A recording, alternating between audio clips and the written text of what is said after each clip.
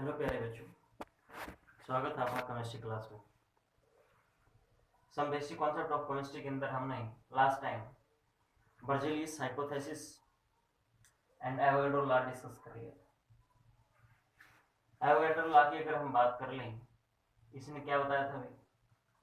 Equal volume of different gases at same condition of temperature and pressure have same number of molecules. आइए discuss करते हैं Avogadro's law की application.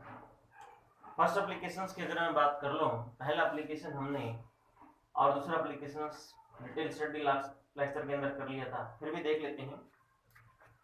In the calculation of atomicity of an elementary gases. Elementary gases कौन सी होती हैं?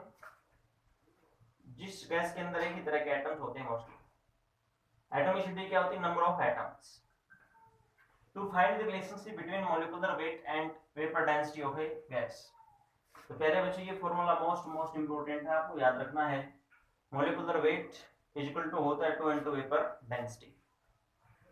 आपने देखा था वेपर डेंसिटी कैसे निकलती है अभी?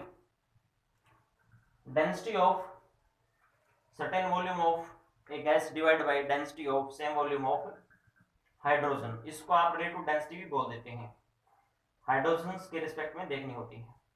फिर हमने जब ये फॉर्मूला डायरेक्ट किया था, वहां पे रखा था भाई volume of weight of certain volume of a gas divided by same weight of same volume of hydrogen gas। फिर हमने क्या कर लिया था? weight of n molecules of a gas divided by weight of n molecule of hydrogen।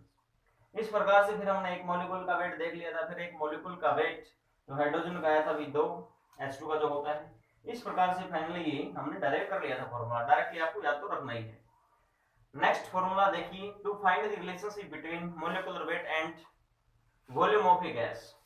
तो सबसे पहले तो ये फॉर्मूला आपको पता होना चाहिए। Molecular weight is equal to होता है weight of 22.4 litres of gas at STP. ध्यान रहे, एसटीपी बहुत जरूरी, मतलब ये कंडीशंस होगी तभी ये चीज काम करेगी, अदरवाइज नहीं। मतलब स्टैंडर्ड टेम्परेचर एंड प्रेशर, आपको पता है स्टैंडर्ड टेम्परेचर एंड प्रेशर हम किसको बोलते हैं प्यारे बच्चों? 0 डिग्री सेल्सियस जो टेम्परेचर होता है और 1 एटमॉस्फेरिक जो प्रेशर है उसको हम एसटीपी बोलते हैं। तो ये रिलेशनशिप कैसे डिराइव करते हैं हम आइए देखते हैं। Molecular weight as you know 2 into vapour density होता है पहले वाला दूसरे एप्लीकेशन से। इस चीज को हम ऐसे भी लिख सकते हैं 2 into वेपर डेंसिटी किसकी इक्वल होती है? You know weight of certain volume of a gas at STP divided by weight of same volume of H2 gas at STP। ये हमने देखा था molecular weight equal to vapor density के बराबर। तो वेपर डेंसिटी को आप कैसे निकालते हैं? weight of certain volume of the gas at STP upon weight of same volume of H2 gas at STP। तो जो यू नो जो वेट है, वेट और डेंसिटी डायरेक्टली प्रोपोर्शनल होते हैं, इसलिए वेपर डेंसिटी मतलब डेंसिटी की जगह हम वेट इस्तेमाल कर सकते हैं। तो नेक्स्ट क्या हुआ भाई? सर्टेन वॉल्यूम का मतलब तो कुछ वॉल्यूम, वो 2 लीटर 10 लीटर 20 लीटर कितना भी हो सकता है, नो प्रॉब्लम। अब यहाँ पे क्या हुआ? Weight of 1 litre of a gas. अब सर्टेन जो वॉल्यूम था ना उसकी जगह हमने 1 लिख दिया। अपन क्या करना पड़ेगा? 1 litre of H2 gas at STP. अब हम क्या करें? एक्सपेरिमेंटली ये हमारी चीज है कि weight of 1 litre of H2 gas कितना होता है? ये बहुत ही सबसे हल्की गैस होती है प्यारे बच्चों। तो इसका वेट होता है 1 लीटर हाइड्रोजन गैस का जो वेट होगा एसटीपी कंडीशन के ऊपर, याद रहे एसटीपी कंडीशन पे, ठीक है जी, 0.089 ग्राम होगा। इस चीज की हमारे पास वैल्यू थी रख दी। जब हम क्या करेंगे, इस 2 को इस वैल्यू से डिवाइड करेंगे तो बच्चों आपके पास ये चीज आ जाएगी 22.4। तो क्या किया? 22.4 into weight of 1 liter of the gas at STP। ये चीज आ गई ना, देखो कंटिन्यू हम चल रहे हैं। सबसे पहले हमारे पास क्या था? ये था सेकंड एप्लीकेशंस के अकॉर्डिंग। फिर हमने इसकी वैल्यू रख दी कुछ ये वाली। देन हमने कोशिश में मॉडिफिकेशंस किया, मींस वहां से 10 वॉल्यूम ऑफ गैस था, यहाँ 1 लीटर रख दिया, गैस का जो वॉल्यूम था फिक्स कर दिया, नीचे भी एक वॉल्यूम 1 लीटर रख लिया H2 गैस का। फिर हमारे पास क्या था? जो 1 लीटर H2 गैस होती है उसका वेट हमें पता इतना है, फिर हम इस 2 को इससे डिवाइड कर देंगे। ये 2 कहां से? स्टार्टिंग में ही देख लीजिए आप फॉर्मूले के अंदर तो ये वैल्यू आ जाती है, और यहाँ ये चीज सेम ही रहती है, fix weight of 1 litre of a gas at STP. इस प्रकार से क्या हुआ बच्चों, देखो अब इस चीज को मल्टीप्लाई कर दो आप इससे, तो ये क्या आ गया भाई, ये देखो इक्वल टू हम कर रहे हैं, किसके इक्वल है, ये मॉलिक्यूलर वेट की इक्वल, किसकी इक्वल है भाई, मॉलिक्यूलर वेट की। बस इस प्रकार से मॉलिक्यूलर वेट किसी भी गैस का इक्वल आ गया किसके भाई, wait of 22.4 litre of gas at STP. याद रखना बच्चों 22.4 लीटर जो गैस होगी उसका जो वेट होगा एसटीपी के ऊपर कितना होगा, बताओ उसके मॉलिक्यूलर वेट के बराबर होगा। यही चीज देखो इधर ब्रैकेट में लिखी हुई है, ये हमने थोड़ा डायरेक्ट इसको कर दिया।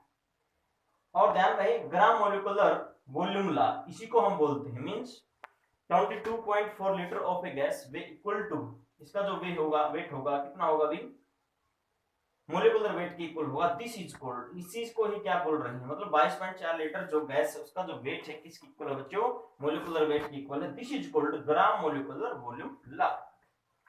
आइए नेक्स्ट टॉपिक हम पढ़ते हैं, एटॉमिक मास क्या होता है, देखो मतलब एटम का mass, mass of an atom is called atomic mass, mass of an atom of a elements, किसी भी एलिमेंट्स का जो एटम है उसका जो मास है दैट इज कॉल्ड एटॉमिक मास। फिर भी इसकी कुछ स्टैंडर्ड डेफिनेशन हम चेक करते हैं, it is the number of times N atom of the elements is heavier than 1/12 the mass of an atom of carbon 12। ये कार्बन 12 क्या आइसोटोप है कार्बन का, हमें पता है कार्बन के भी अलग अलग आइसोटोप, जैसे कार्बन 14 होता है, तो यहाँ पे आपने क्या करना है, कार्बन 12 जो है ना, एक एटम का मास लेना और उसको क्या करना 1/12, उसका 1/12 मतलब 12वां हिस्सा, उससे कितना ज्यादा वो एटम है जिसका आप वेट देखना चाहते हैं, एटॉमिक मास देखना चाहते हैं, उससे वो कितना हैवी है, यही चीज है ना। देखना जरा, it is the number of times N atom of the elements, किसी एलिमेंट्स का एक एटम है वो कितने नंबर्स कितने टाइम्स इज हैवियर, ज्यादा है, हैवी है बच्चों, है ना, किससे भाई, 1/12 the mass of an atom of carbon 12। अब यहाँ पे है ना, आप एटॉमिक मास के साथ एक मॉलिक्यूलर मास होता है उसकी डेफिनेशन भी बना सकते हैं।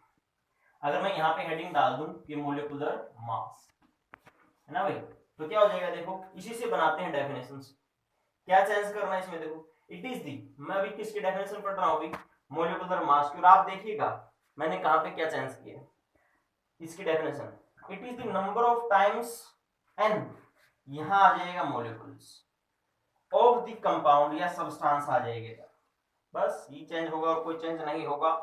It is the number of times an molecule of the substance और compound is heavier than 1/12 the mass of an atom of carbon 12। Very simple, simple सी डेफिनेशन, जस्ट पढ़िए आप इसको, देखिए दोनों की सेम हम लगभग से, मॉलिक्यूलर मास और एटॉमिक मास की डेफिनेशन में कितना क्या फर्क है वो आपको देखना है, इधर बस एटम की जगह आपको मॉलिक्यूल कर देना है और इधर क्या सब्सटेंस या कंपाउंड कर देना है। चलो अच्छी बात, आई थिंक आपको समझ में आ गई है क्या एटॉमिक मास और मॉलिक्यूलर मास की डेफिनेशन, वेरी गुड। तो डियर स्टूडेंट्स नेक्स्ट देखो, एएमयू लिखा मिलता है कई बार आपको, क्या होता है सुनिए, सबसे पहले इसकी full form atomic mass unit, क्या होता है बोलो, एटॉमिक मास यूनिट। वन ये किसके इक्वल होता है, इसका मतलब देखो क्या है, ये होता है 1/12 into mass of an atom of carbon 12, जो कार्बन 12 आइसोटोप है ना उसका